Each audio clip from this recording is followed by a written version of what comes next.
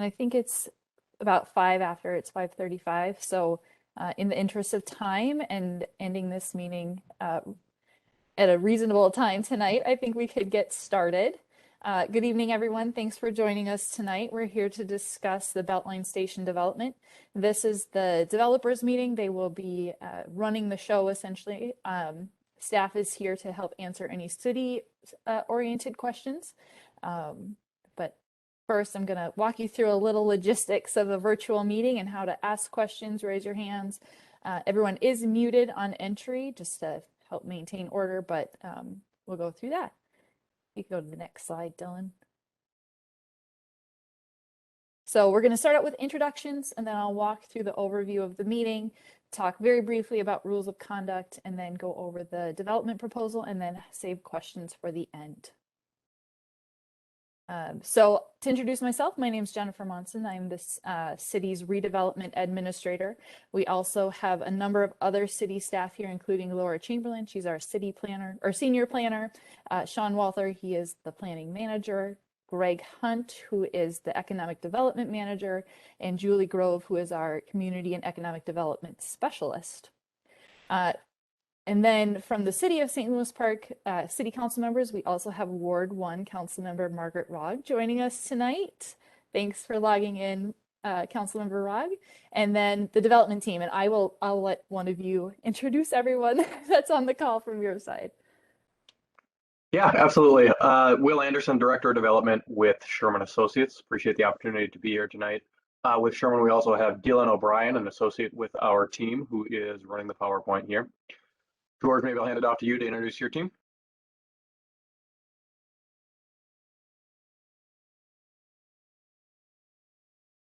Oh. All right. Maybe while George is working on getting unmuted, George Johnson is with BKV, the architect on this project. There he is. They were not allowing me to unmute myself. They didn't want to hear from me. I am George Johnson. I am an associate partner, a senior designer at BKV. I am doing the design work on this project. I can no longer see our listing of people here. I know we have Josh Donnelly from my office, who is also working on the design team. I believe that's all we have this evening. Very good. And then we have Zach Tate with Kimley Horn.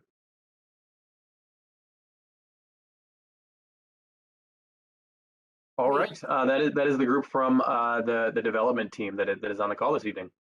Thank you, Will. And Dylan, if you could go to the next slide. So just a really quick overview. All participants are muted upon entry. We might be able to change that later on if there's just not a ton of participation from the attendees here, just to make it a little easier. But if you do have a question, you can use the chat feature or raise your hand. If you're calling in by phone, you can press *3 to raise your hand. And just a reminder that this meeting is recorded. You go to the next slide. I'm going to walk through how to use the chat feature and raise your hand. So if you are on a computer, to type in a chat, you want to go to the little 3 dots at the very bottom of your screen and open the participant or chat window.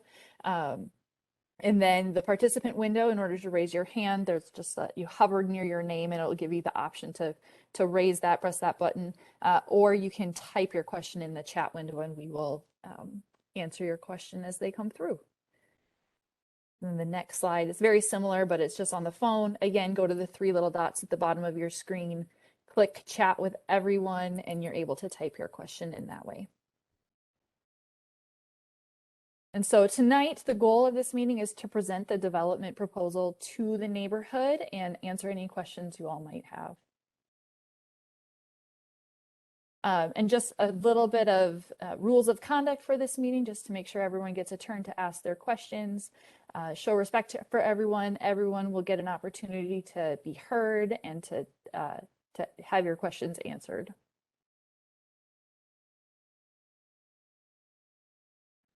I'm gonna throw it over to the development team. Very good. Thank you, Jennifer, for setting us up here. Appreciate it very much. Again, I'm Will Anderson, Director of Development with Sherman Associates. Our intent here is to run through a presentation that's just about a half an hour here. You don't want to leave most of the time here to engage in a question answer discussion with this group. Looking forward to that piece. So we'll start moving through. I'll speak very briefly about Sherman Associates and who we are. Sherman has been in business for over 40 years. What really makes us unique in the development world is the breadth of different types of development that we do, from low-income housing to high-end market rate housing, hotels, and commercial work. Beyond that, we are traditionally long-term owners, operators, and managers of the properties that we develop. So we are not a merchant builder or a merchant developer who turns around and sells a property after we develop it. We are long-term owners, operators, members of the community in which we develop. Developed over 10,000 units. We have developed over 740,000 square feet of commercial space and 4 hotels. The vast majority of the work that Sherman Associates does is urban infill sites, similar to this one. We are committed to sustainability and community impact projects. We'll demonstrate some of those here later in the presentation. And really what we specialize in is the ability to deliver on these really complex, high-profile sites with public-private partnership, and that is exactly what this is. I think staff members and other members of the development team can attest to how complex the real estate is and structure is, and how many different stakeholders are involved in this transaction. So this project is right up our alley.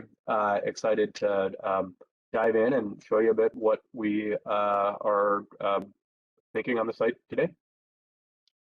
Next slide, please. I'm gonna talk briefly on the deliverables and some of the metrics before I hand it off to George. I think that George at BKV to walk through the design. I think that it is important to be thinking about these as kind of our deliverables and our priorities as we are thinking about and reviewing the overall project concept. First key project deliverable here is housing. We're delivering on the site 384 housing units. Of that, 82 units are affordable housing, financed with the low-income housing tax credit program. This is really quality affordable housing in the same vein as the thousands of affordable units that Sherman has developed throughout the Midwest. Specifically on this site, the affordable units account for 21.4% of the overall total number of units. We're targeting family housing, so 82% of the units, 82% of the affordable units are 2-bedroom or 3-bedroom units. 27% of the units are 3-bedroom units. So these are big units serving an underserved population in the city of St. Louis Park and regionally here. Rents on those units would be at 60% AMI and below. 5 of the units would be at 30% AMI. Just for context for what those incomes would be, 60% AMI is $60,940 per year for a family of 4, and the 30% AMI is $31,470 per year for a family of 4. We're also delivering market rate housing on the site. 302 units, that's 78.6% of the total. Those unit types range from studios to 2+ den, really kind of serving a wide array of individuals seeking market rate housing in the city of St. Louis Park. Those units would really be trying to set the mark in terms of quality and amenitization and finishes and services that are provided in the market there, and those units would charge market rate rents. Next, please. The other really key component that we're looking to deliver on the site, and you'll see as George walks through the design, is grocery and community commercial. We have a 20,000 square foot grocer that we're engaged with on this site. This grocer is in the specialty market segment of kind of the grocery market, and that component will be incorporated into the mixed use building. Building number 1 right at the corner of Beltline and 25. We're also incorporating about 2,000 square feet of community commercial, and that space is yet to be programmed, and interested in hearing from the community as to what type of users they want to see for this space in a really highly visible location. in a mixed-use parking garage adjacent to Southwest LRT Plaza. Next slide, please.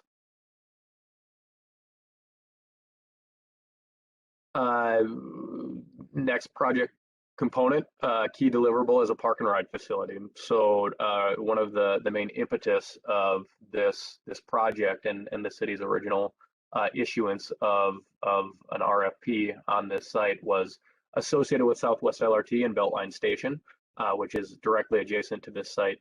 Met Council's original plan contemplated putting in place a surface parking lot over the entirety of this site, essentially, for 268 stall surface lot park and ride facility.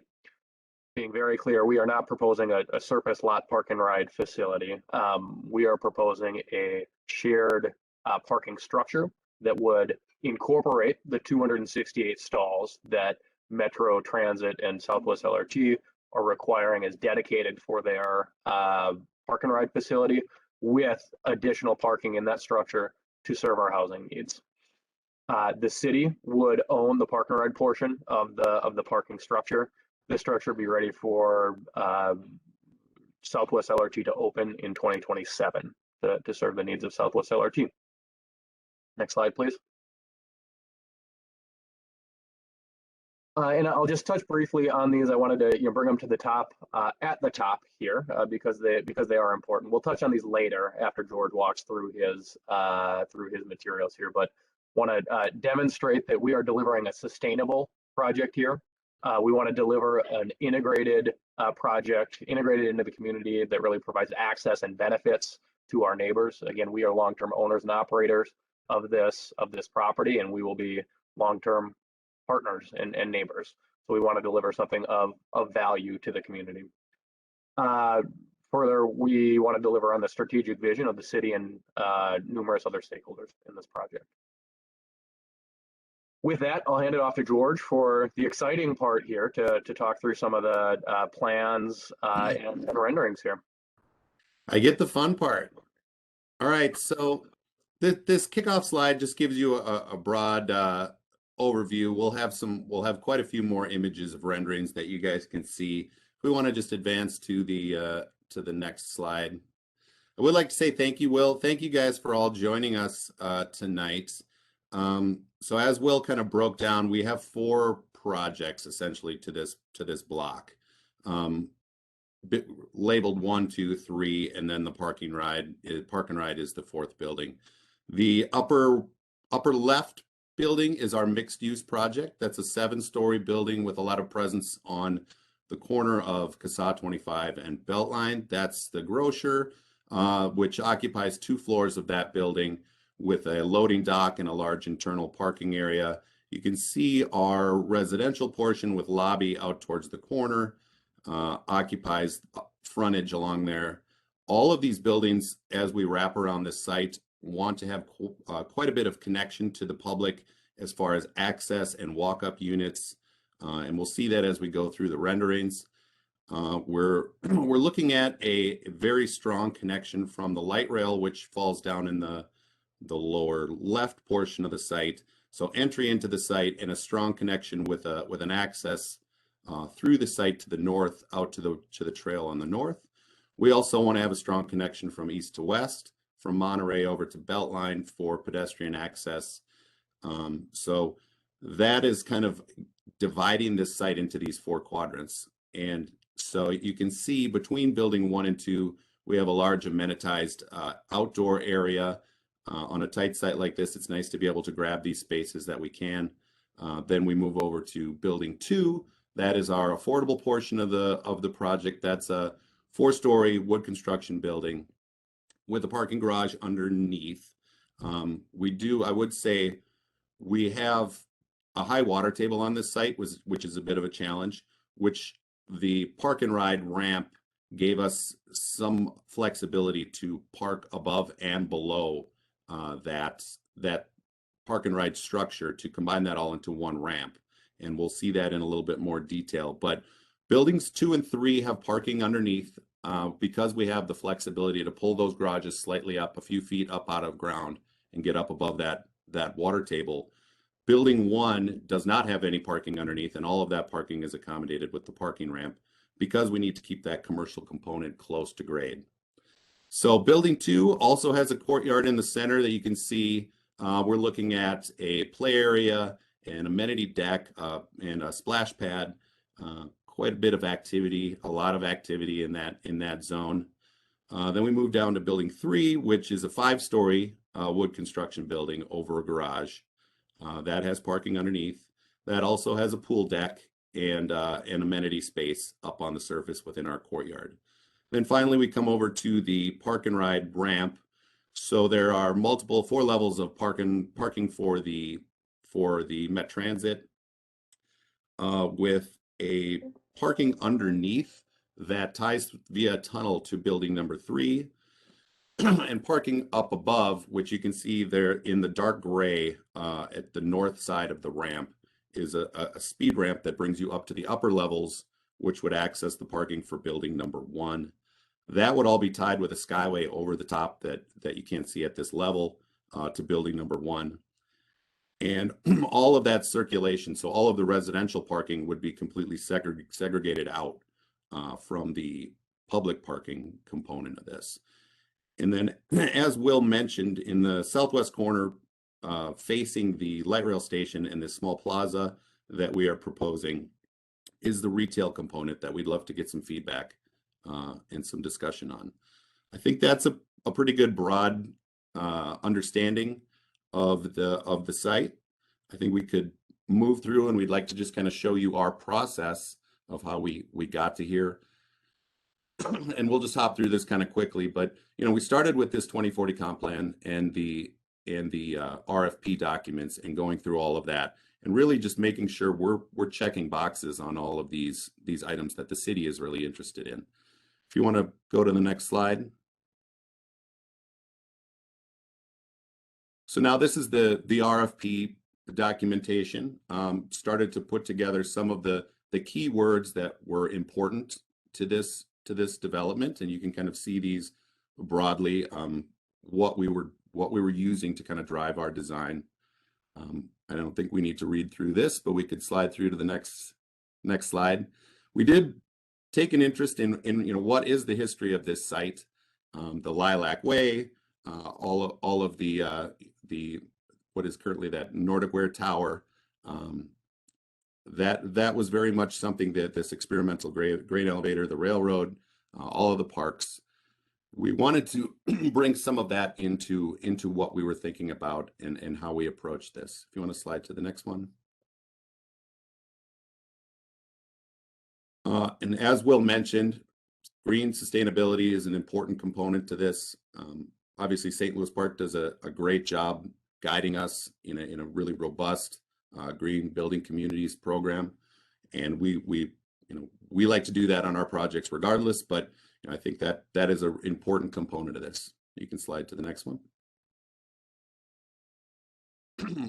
Placemaking. This is just some more of that context of what is the history here, what are we creating, what has been here, and how do we want to tie ourselves into this neighborhood. You can see some of these, the beehive fire pits that we had previously on the site. The slide in the lower right is just kind of that idea of tying yourselves into the community, but also creating some individual interesting spaces within those, opening up experiences within the fabric. I think you can slide to the next one. And this was just an early sketch that we did of how we're going to incorporate that. And then over to the right is kind of just showing what was the identity of each of these developments. The building 1 being marketed more towards young, fun, vibrant, energetic. Building 2 marketed towards families and affordable housing, making that playful and bright. Building 3 to maybe a little bit older demographic that we're looking for something refined, sophisticated, but yet still creative. And similarly with that parking ramp, making sure that,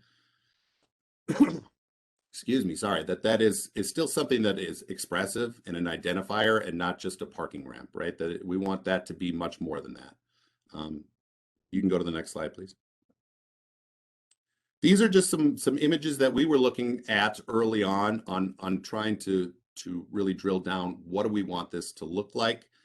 We really like some of these angular forms and that presence at corners.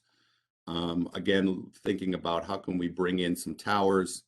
What can we do to bring some of that history back into the site? You can go move on to the next one. The idea of creating these compos, or these, you know, things that you would find, these populated courts that create a really interesting, different experience within the fabric inside of this space. So how can we make these spaces between the buildings just as important as the buildings, right? We really like that idea of bringing in a lot of activity. There's so much great connection on this site between the light rail and the bike paths and all of those things to bring that fabric into this and create new individual spaces that also merge with that. So you can go to the next slide. This slide is all about, and you'll see as we start going further through this, is the idea of a shell and creating this kind of symphony where the exterior has, each building has its individual identity. But as you come into the interior, you're seeing, similar to, you know, this idea of a turtle shell, where you've got an exterior that all of that is individual, but as you move into the interior, we try and bring a component that ties all of those together and creates these areas on the interior that are much more cohesive while keeping identity, right? You can go to the next slide, please. Seam and stitch is just another idea that we were looking at the history of the rail and looking at forms in building and construction that would play off of that. Just ideas of geometry and how those skins interact that interested us. You can go to the next slide. And then this was, how do we create something expressive and identify an identifier coming in off that light rail station? How do we make this a destination and something that's kind of a welcome into the neighborhood?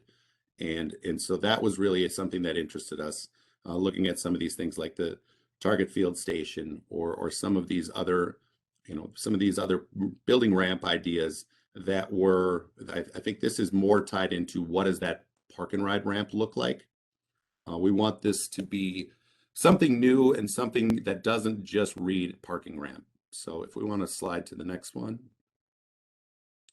This is more discussion on this idea of the having individual identities at the exterior while overall bringing this development together. They all play off of each other like a symphony, but they are all still getting their own individual identity to the exterior, while then bringing it all together internally with a unifying factor.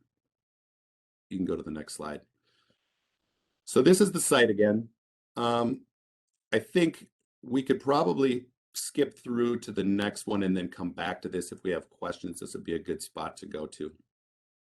So you can see here the exterior here view from, this is looking up above the intersection of Beltline and Casa, looking to the southeast.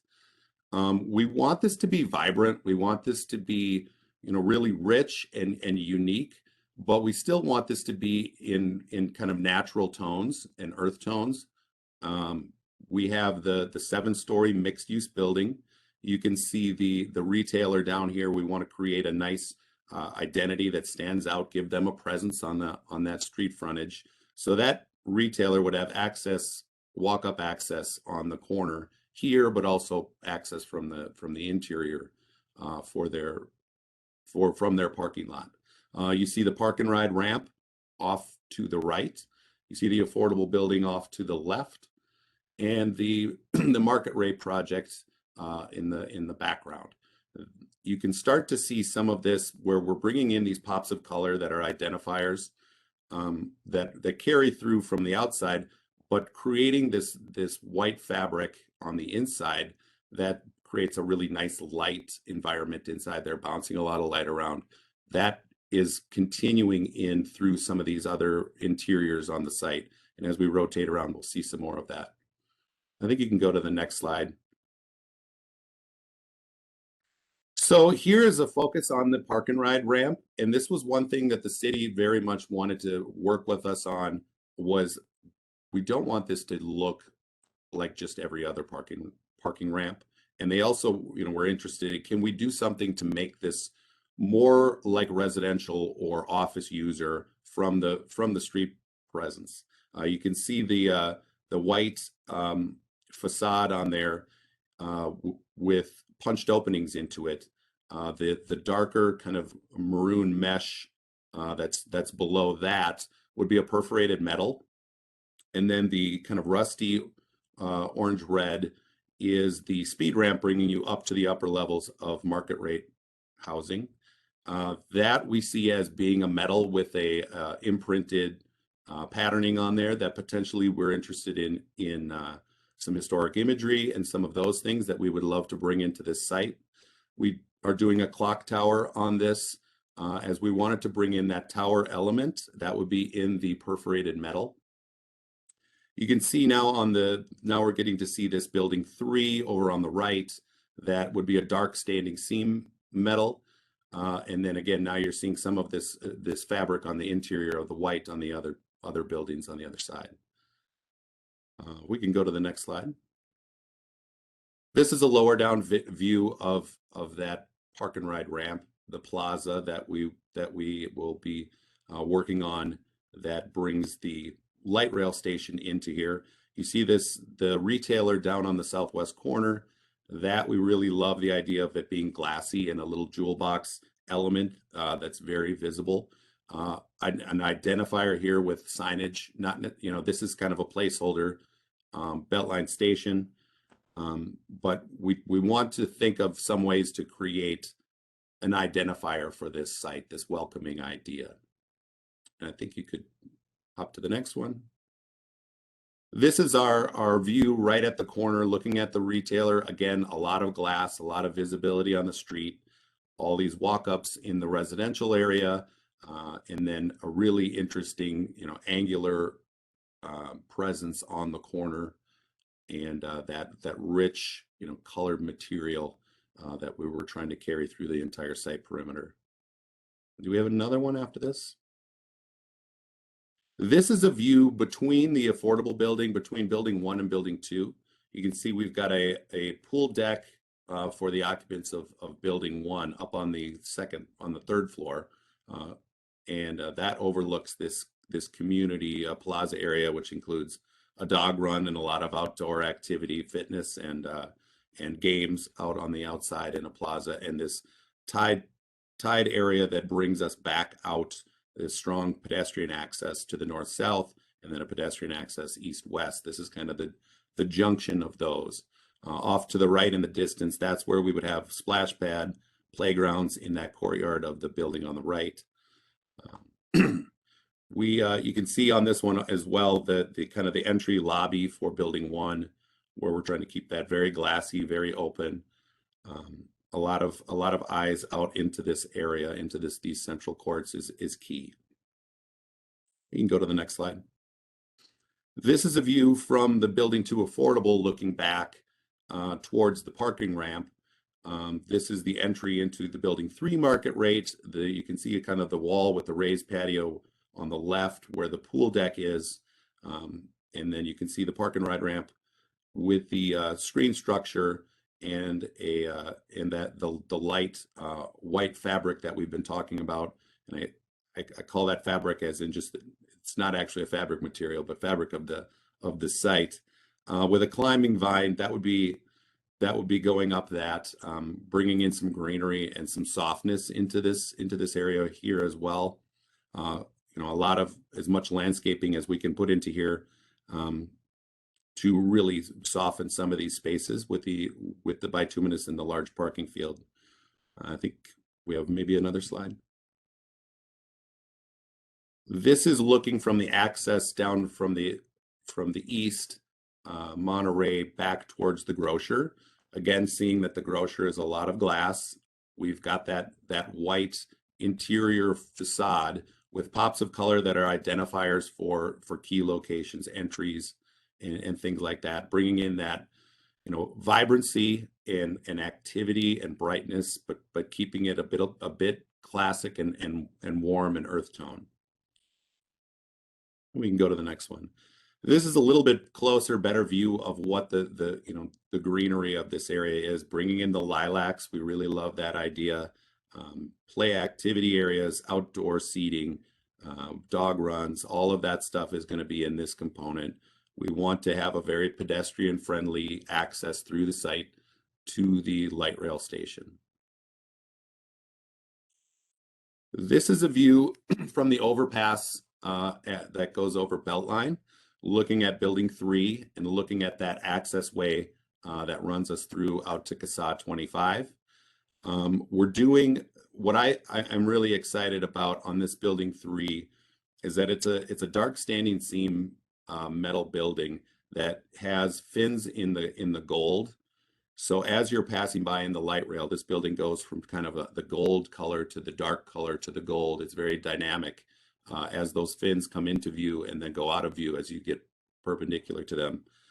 You can see again, ringing this with the lilacs and a lot of greenery, creating a strong relationship and a strong access point, drawing you into the site and out again through access to CASA 25. So I think, that's a pretty, I'd like to keep it kind of brief so that we can all, because we're about at our half hour, let Will take back over this and then we'll answer any questions you guys have. Yeah, I can move quickly through the balance of my slides here. I'll just talk to the project timeline here. So we have a clear path here to close this project, close on financing, and start construction on the first components in June of 2022. You can see here the table that details kind of the approximate staging of when different project components would start. Really, it is site work and building number 2 that would start first, with site work starting in June and building number 2 starting in July. That is the affordable building. Folks that have been with this project long term may know that kind of one of the challenges that we were dealing with on this site is the ability to deliver the affordable project at the same time as the market rate, just based on some complex timing and financing related to low-income housing tax credits. We were fortunate enough to be awarded from Minnesota Management and Budget in their January allocation round bonds for the affordable project that expedites that substantially beyond what was previously contemplated, allowing us to really kick off the project with this affordable building number 2 component, which we recognize and agree is kind of a real key component to this project. So we, based on IRS guidelines, need to commence construction on building number 2 affordable within 180 days of the award of those bonds from Minnesota Management and Budget. So that project needs to be under construction by July 10th, which is really driving our timeline here. So really great news that the award of bonds was made to the project, allowing that to move forward kind of contemporaneous to all of the other project components. We move forward with buildings number 1 in October of 2022 and building number 3 in March of 2023. Really just looking for optimal construction staging between those.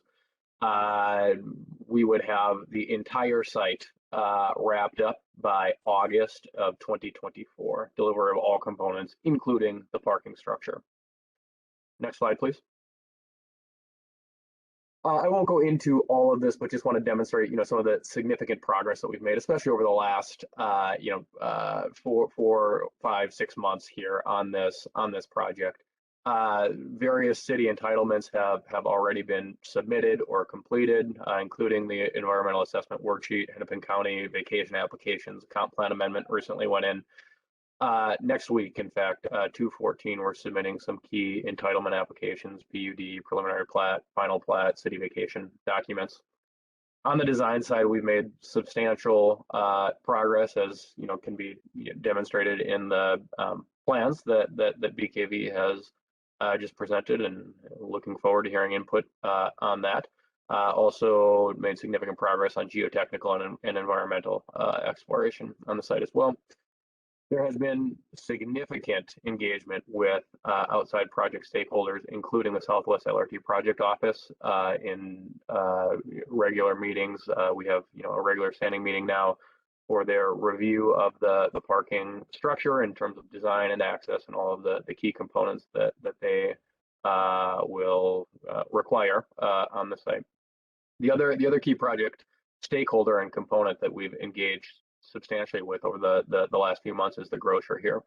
So again, for folks that have been with the project longer term here, may have kind of recognized off the top there that the grocery concept that we're contemplating and engaged with now is different than the Grocer that we were working with 6+ months ago. The Grocer previously that we were working with was a co-op concept. Based on various factors, that co-op concept is no longer at the table. We're engaged with the Grocer, as mentioned, kind of in the specialty grocery market. They have 10+ stores here locally. They're a really quality operator. We are very far down the line with them. They've completed a market study for the site, and the economics of the site support it. We have an LOI out to them last week and have had regular meetings with them, including setting one up next week to walk through the economic terms of the transaction. And we hope to be in a position here in the next few weeks to be able to announce who that Grocer commitment is to the site. So significant engagement with various grocers on the site. Jump back for one moment, please. Thank you. Just on the financing, I mentioned securing an allocation of bonds for Minnesota Management and Budget. That was absolutely key to be able to move the affordable project, affordable component forward timely. We've also got term sheets for all the major debt and equity components on the project, tracking to June 22 closing. Next slide, please. I do just want to demonstrate Sherman's commitment to sustainability. Really, we have been a innovative and leader on the developer side in terms of pushing sustainable development here locally. One demonstration of that is our utilization of Excel's community solar program to develop a 4-megawatt solar garden in Carver County and a 2.75-megawatt solar garden in Washington County that serve the needs, the energy usage, the electrical usage of the vast majority of our portfolio in Hennepin and Ramsey County.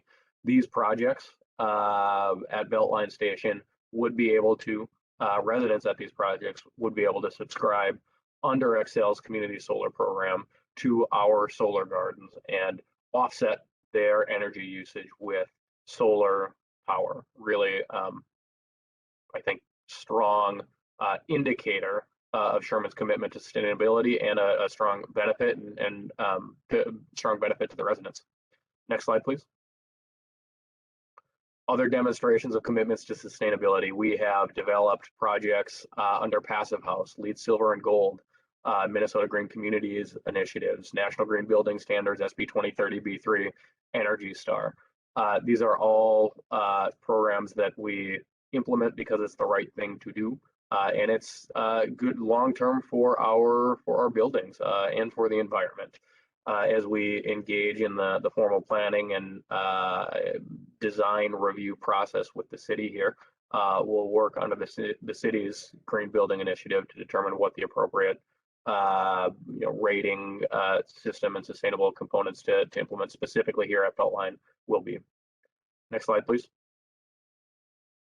I want to note our commitment to engagement in equitable development. Sherman, across our development work, really have a commitment and have demonstrated meeting and exceeding DBE and workforce participation goals. Throughout our affordable projects, we have partnered to provide housing and supportive services to families at risk of homelessness. We've partnered to provide housing and supportive services to individuals with significant long-term disabilities, and we've demonstrated a commitment to engaging community to deliver quality projects that serve as a long-term that provide long-term value to the communities that we develop, own, and are members of. Next slide. Just wanted to move quickly through those to get to the question and answer period. So we don't have any more content here. Maybe Jennifer, I'll hand it back to you to facilitate any comments or questions here. Great, thanks. And actually, Laura Chamberlain, the senior planner with the City of St. Louis Park, is going to help us mute and unmute and repeat any questions that are written in the chat. So I think we can start off seeing if anyone has any questions. And thank you, the Sherman team, for your presentation. It was very helpful.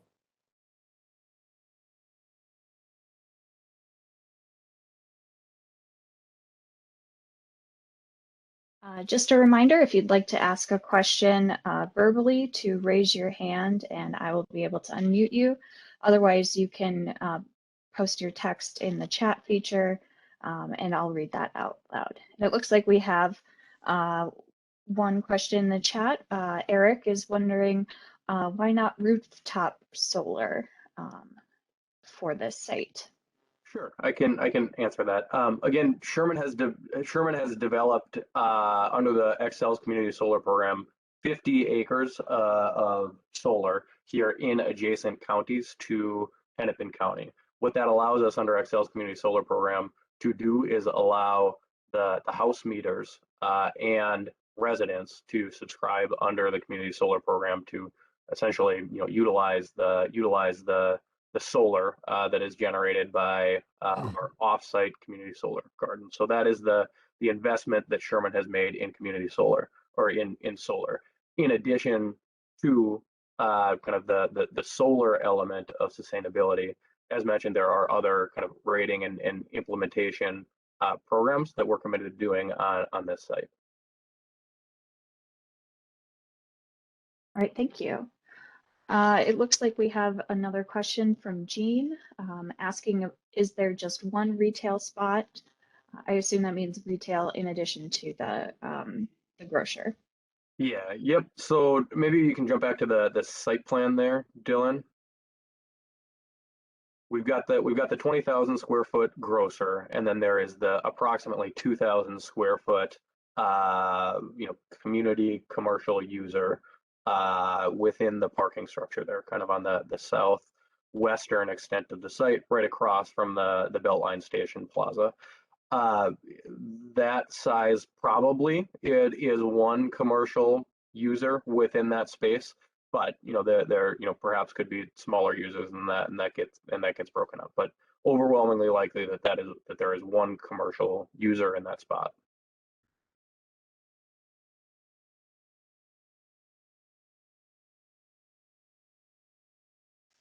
All right, Councilmember Rogg has a question of, can the developer compare the amenities between the affordable and market rate buildings?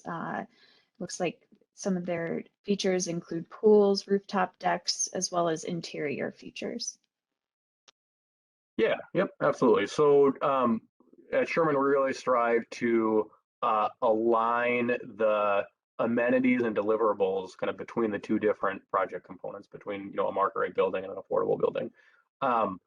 So here at the affordable building, we have a lot of the same amenities and deliverables as in market rate. I think a real concrete example of that are the exterior balconies and walkouts. I think on a lot of affordable projects developed under low-income housing tax credits, you're not going to see balconies and you're not going to see walkouts. We have those here. Another demonstration is in general in this project, in the affordable project, all of our 2-bedroom units have 2 baths. I think oftentimes in affordable projects you will see 1 bath in 2-bedroom units. We're implementing kind of the full spectrum of interior amenities, a community room, staffed offices, separate staff offices within the affordable project. We would have co-working space in the affordable project, fitness center in the affordable project, all stuff that we would have in the market rate project as well. The affordable project also has exterior amenities. We're committed to doing a playground at the affordable project, and a splash pad at the affordable project. Really, those are types of uses that we see throughout our portfolio as most beneficial to families that live in the affordable buildings that are targeted to live in this type of design affordable building. Again, I think it's 80. Vast majority of the units in this affordable building are 2-bedroom plus, so it really will be families that are living in this building, and kind of the splash pad and the playground really serve them well. All right, thank you. We have a question from Eric about where's the pedestrian path connecting the site to the rail station? Dylan, can you jump back to the overall site plan? So it is essentially along Beltline Avenue there. George, maybe you want to take this one just to kind of talk about the connections and enhancements to connect both our specific site and maybe the overall neighborhood from north south down into the rail station. Yeah, as we had discussed, we really want to we want to create this additional pavilion at the south that is a link to the light rail station that draws you in then to the retail location at the southwest. And then we're creating a couple of axes for pedestrians. One would be bringing you along the Met Transit parking ramp and then into this central spine that brings you up, which is a heavily landscaped, differentiated paving at the intersection that brings you across the drive aisle. That would be a raised traffic controlling or traffic calming kind of surmountable curb walkway that brings you through into this courtyard in between building 1 and 2, and then out into the CASA 25 bike path. Also, if you went to the west side of the parking ramp, there is a small plaza between building 1 and the park and ride ramp that would bring you into the Grocer. And also, as you wrap around that, it brings you through and out the site, kind of to the east out to Monterey as well. So we want to create a strong access north-south, and we want to create a strong access east-west that connects all of this in a very walkable, bikeable way.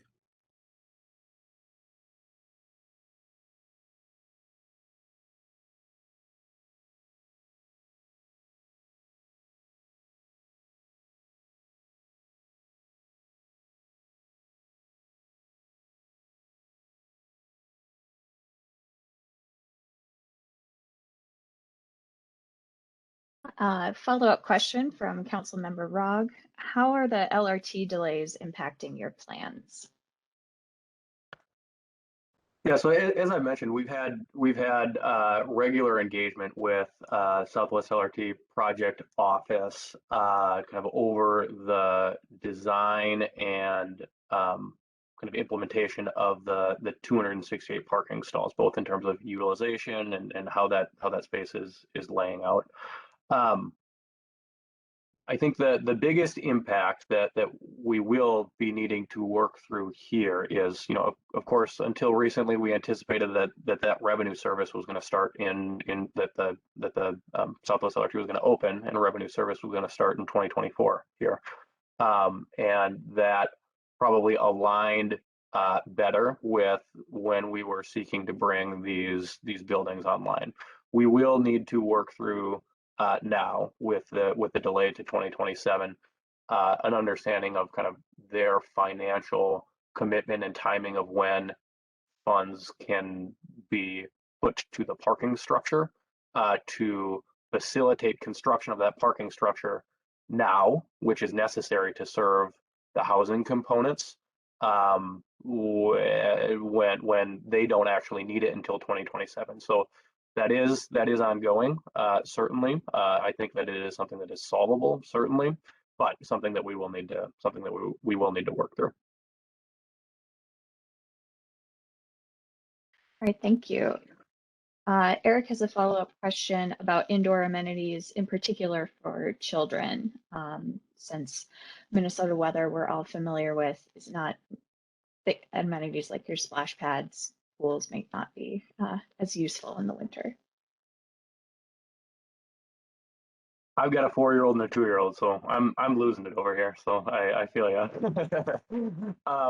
Yeah, so we traditionally have not implemented any sort of like interior like playgrounds or anything, and it's honestly not something that has been brought up or something that I personally have thought much about. I put it to George. Have you guys seen George at BKV? Have you guys seen implementation of any sort of like interior play areas? Yeah, I mean, we do a lot of work for other affordable housing developers who do occasionally, not all their projects, but occasionally will do interior play areas. Sometimes it's as simple as the fitness room has a small room adjacent to it that the parents can work out and look through a glazed wall at a interior playroom where the kids can play and you know various digital and or physical toy, that kind of things in a smaller area, up to some of them have larger, full scale playground equipment internally. That's a little bit more rare. We see a lot more of the smaller scale. That tie between fitness and play works out well in my experience. I appreciate you bringing this topic up.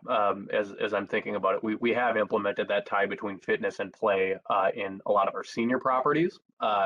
So kind of a play area for the grandkids. But that's something great to consider here, and we'll have some discussions internally related to opportunities to implement something like that.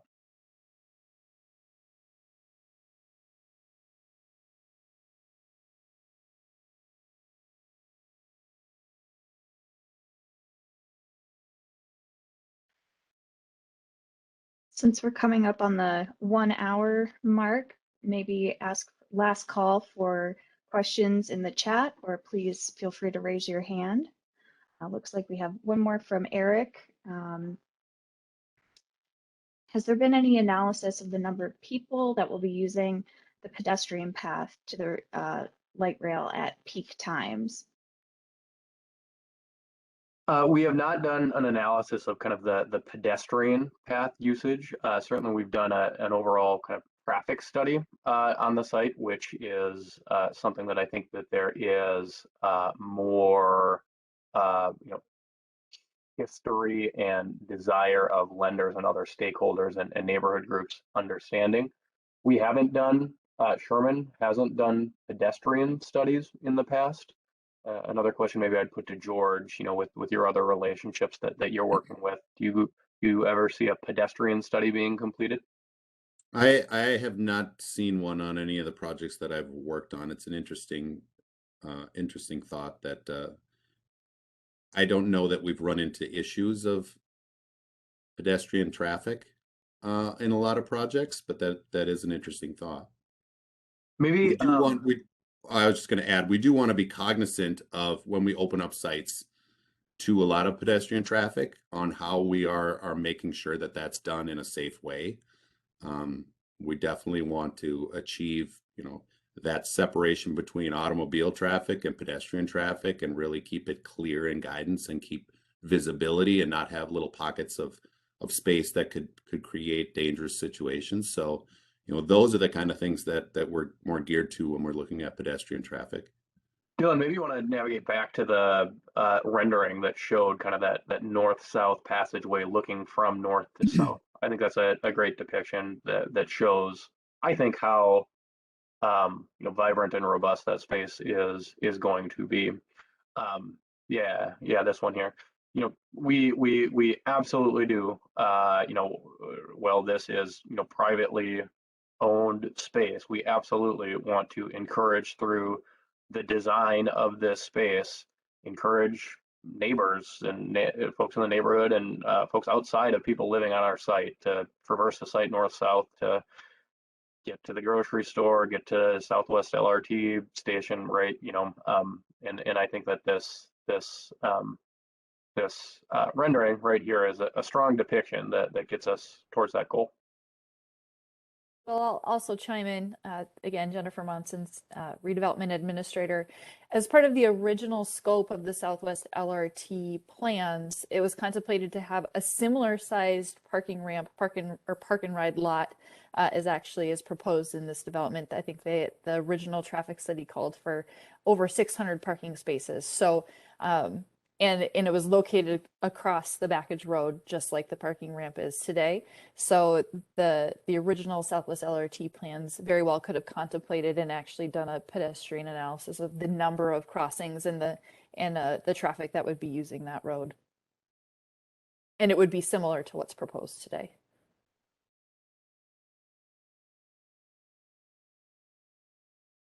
All right, we have another question from Councilmember Rogg. How will you gather more input on the type of retailer or from the community would like to see in that commercial space? Yeah, I think we'd like to engage in more forums like this, and you know, we lean on staff to help coordinate these engagements as you guys see appropriate. You know, we'd be happy to kind of take the reins and set these meetings up on our own, or have staff coordinate them. So really engage in additional forums like this. We don't have any commitment or a preconceived notion as to what should be in that space. We recognize that it is visible and a really key component to delivering on both the driving vibrancy to that corner of the site adjacent to the plaza there, and demonstrating that it's not just a parking structure, right? You know, it's something more than a parking structure. It's more vibrant than that.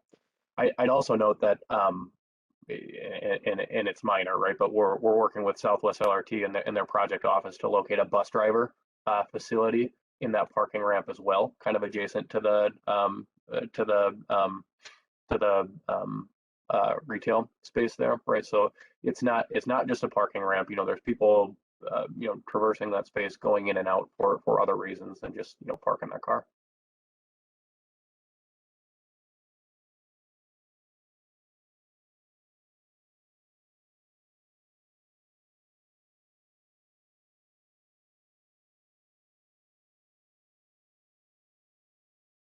All right, well, let's make one last call for questions.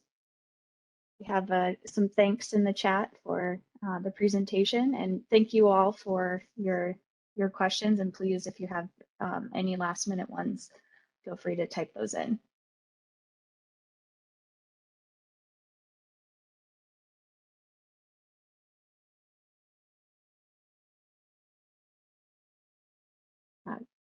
Councilmember Bragg just wanted to confirm that she would like to see additional ways to engage with the community, in particular for that commercial space. So I'm sure that city staff and the development team will all work together on that.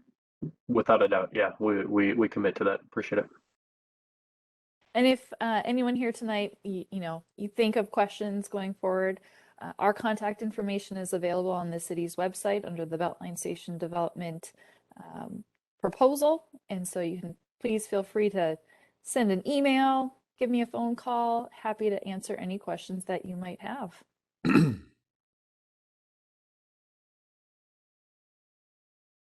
Yeah, the more feedback we can get, the better. We really love to have as much information on hand as possible to try and put something together that's going to be a part of this community for a long time. So Thank you all. Your time is very much appreciated. yeah, thank you guys very much. Thank you. And Eric, others on the site or on the video call, if this meeting is recorded and will be posted to the city's website. So if your neighbors were unable to join tonight, but they're interested, please send them the link. It'll be posted probably tomorrow or Monday, as soon as our IT staff were able to help us get it up there. And we would appreciate you sharing the vision for the site to the neighborhood. Thank you very much. Looking forward to working with the city and Councilmember Rogg and other community stakeholders to bring this exciting project to fruition. Thank you. Yeah, Councilmember Rogg, I'm going to unmute you really quick. You look like you're raising your hand. There you Oh, go. no, I was Oh, just okay. waving. I was Waving just okay. goodbye. Thank you. Well, thank you for joining us. We really appreciate it. Yeah, and I heard from my colleagues, Jake had a family thing come up suddenly, and Lynette accidentally double booked herself. So I think they both intended to be here as well. But I do think we'll probably be meeting again. Yes, Yeah. yep, and I Without a will send the meeting link to the rest of council as well. That way, anyone who's interested in learning what was presented here tonight is able to on their own time when it's most convenient to you. And congratulations, everyone. I didn't see one of our children come running into the video. Good work. Thank you, everyone. Bye-bye. Thank you. Bye-bye. Have a great night. You too.